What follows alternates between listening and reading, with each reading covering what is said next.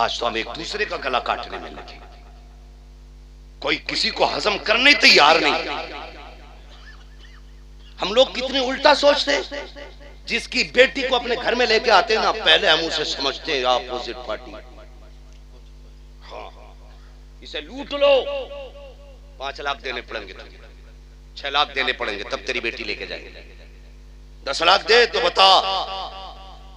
फिर कहते जब से बहू आई है रोटी नहीं दी। हरामखोर, तुझे रोटी भी चाहिए? उसे याद नहीं है कि मेरे बाप के घर से उस वक्त तक मुझे उठा के नहीं लाया था जब तक मेरे बाप ने इसको 10 लाख इसके खाते में डाल नहीं दिए थे। जानती है वो, ये इतना बड़ा कुत्ता है, इसने निकाह वाले दिन भी मेरे बाप की इज्जत से खिलवाड़ किया था। रोटी देगी वो, शुक्र मना तुझे जहर नहीं दिया करके। हाँ, गलत नहीं कह रहा हूं हजरत, शुक्र मना जहर नहीं दिया, वरना जब चाहती दे देती पता नहीं चलता। क्योंकि तूने इसके बाप के गले पे पैर रख के तूने 7 साल की कमाई निकलवाई है, जिंदगी भर की पूंजी लूट लाया तू। कह रहे आप बउआ को थोड़ा समझा लिया, अदब नहीं कर रही, बेगैरत तेरा अदब। शुक्र मना तुझे जूतों से नहीं मारा। अगर तू बेटी समझ के लाता ना तो ये तुझे बाप समझ के रोटियां दिया करती। हाँ, ये कड़वी सच्चाई है। बाप समझ के लाते, बेटी समझ के लाते तो ये बाप समझ के रोटियां देती। ये बात बेटियों के दिल पे लिखी रहती है। जब बारात से मंडे वाले दिन फोन आता ना, जी लिस्ट भेजो क्या क्या आ गया, बेटी को पता नहीं होता है। बेटी को पता आज के फोन का मतलब क्या है। 8 दिन पहले कहते जी मोटरसाइकिल दिलवा दियो, जो चाहो 8 दिन पहले फोन करता ना, लल्ला कह रहा बुलेट चाहिए। क्यों? इसलिए ना कि 8 दिन पहले इसे देनी है। फंसा के लूटते हैं हम। हाँ, एक गरीब जिसके काट कट गए हो, बारात में 8 दिन रह गए हो, और अगर तुम कहो हम बारात नहीं लाएंगे, वरना ऐसा करो तो मरता क्या ना करता।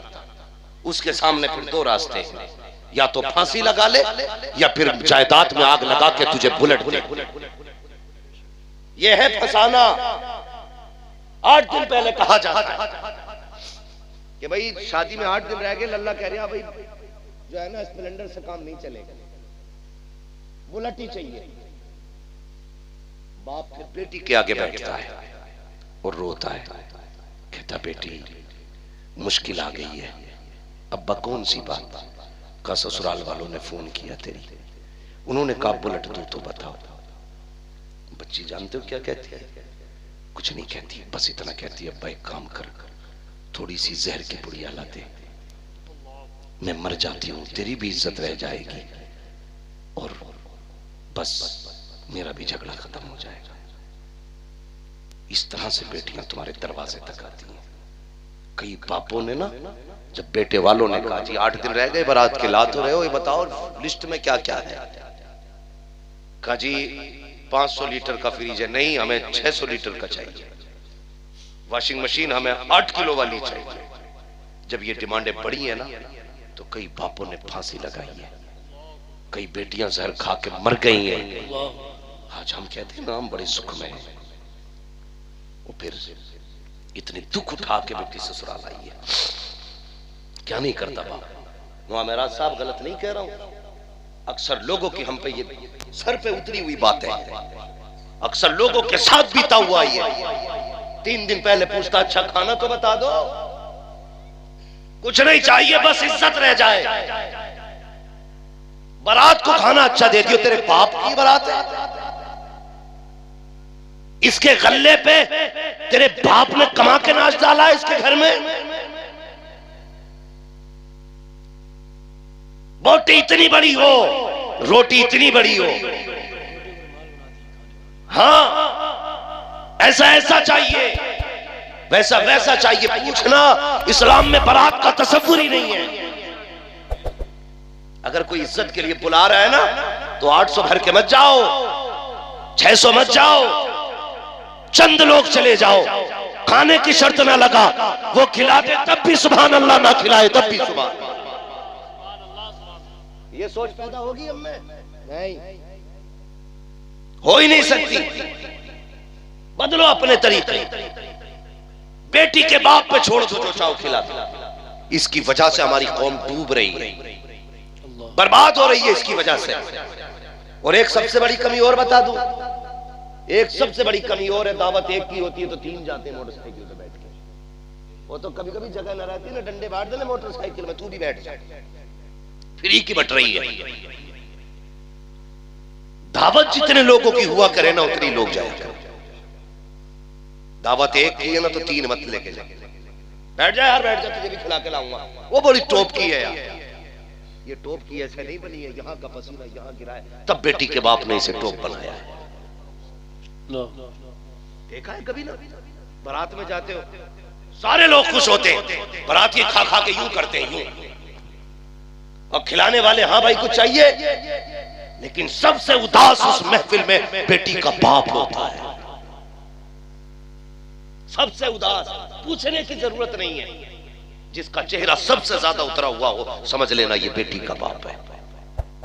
क्यों? सोचा कभी?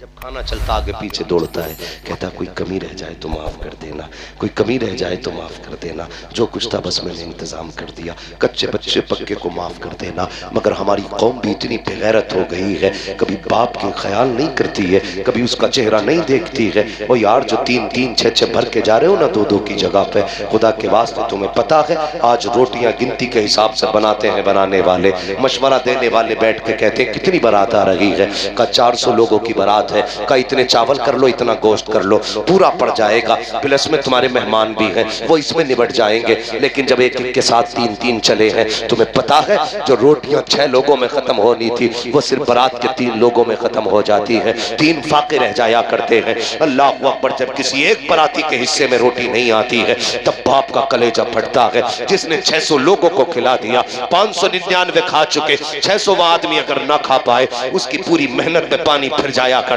है। कभी भी 3 लोगों की दावत हो तो 9 मत जाना, 6 की दावत हो तो 12 मत जाना, जितनों की दावत हो इतने जाया करो। अल्लाह अकबर, मेरी तो इतनी गुजारिश है, अगर कोई पेटी वाला दावत करता है तो खाली पेट मत जाना, सुबह से नमक का पानी ना पीना, बल्कि आधी रोटी अपने घर खा के चला जा, आधी रोटी बेटी के खाने में खा ले। अगर तेरे हिस्से के बचे खाने से किसी गरीब की इज्जत बच जाएगी, दावे के साथ कहता हूँ, इधर गरीब मुस्कुराएगा, उधर गुंबदे खजरा में मदीने वाला मुस्तफा मुस्कुराने लगे। सुभान अल्लाह। नारे तकबीर, नारे रिसालत, उलमाए अहले सुन्नत, मसलके आला हजरत, फैजाने आला हजरत, इस्लाहे मुआशरा कॉन्फ्रेंस।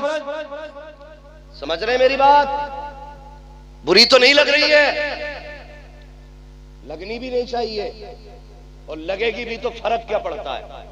मैं आईना को दिखाऊंगा दाग चेहरे के, जिसे खराब लगे सामने से हट जाए। हाँ, बहुत गौर से मेरी बात सुनिए, बदलिए अपने आप को, बेहतर करो हालात, बेहतर करो। और ये जो लोग होते हैं ना फालतू के लोग, जो ये खा के ना मुंह में तीली डाल के कहते सब कुछ ठीक था, नमक कम रह गया, थोड़ी हल्दी तेज करा दी भाई, तेल कम है यार थोड़ा सा, जुबैर भाई जब ये बातें होती है ना, थोड़ा तेल कम रह गया, नमक कम है, तो अल्लाह कहता है फ्री की खा के जा रहे हैं, मैंने तेरे हलक से उतार दी, मेरा शुक्र अदा न कर सका, तूने कमियां निकाली है खाने में। फिर अल्लाह जब खाना बंद करता है ना, तो दस्तरखान की रखी हुई मछली डॉक्टर कहता खा नहीं सकता है, तो फिर बंदा मछली भी नहीं छूता है। जब अल्लाह बंद करता है तो कोई बचाने वाला नहीं होता है। तब तक ही खा रहे हैं जब तक अल्लाह, जब तक अल्लाह, कब तक? जब तक अल्लाह खिला रहा है। नहीं देखा कई लोगों को, बाजार गए, गोश्त अच्छा लग गया, इसका हलीम बनवाएंगे, पाए भाई लेके आए, रात भर फ्रिज में रखे, सुबह को हलीम बनवाया, लेकिन कुछ देर पहले पेट गुड़गुड़ हुआ, डॉक्टर ने कह दी छू मत दी ना, 3 बोतलें पानी की छोड़ेंगी कम से कम। लाया तू, मंगाया तूने, पकाया तूने, लेकिन आगे रखा खाइए, तबीयत ठीक नहीं है, ये तबीयत नहीं, अल्लाह ने बंद किया है। जब अल्लाह बंद कर दे सब कुछ होते हुए हलक में नहीं जाता, लेकिन जब वो खिलाने पे आता है ना तो बंदा रहता शाहपुर में है और यहाँ बुला के खाने खिलवा दिया करता है। सोचा था हमने यहाँ हमारे हिस्से की रोटी होगी, लेकिन अल्लाह खिला, जिसे अल्लाह चाहता खिलाते हैं।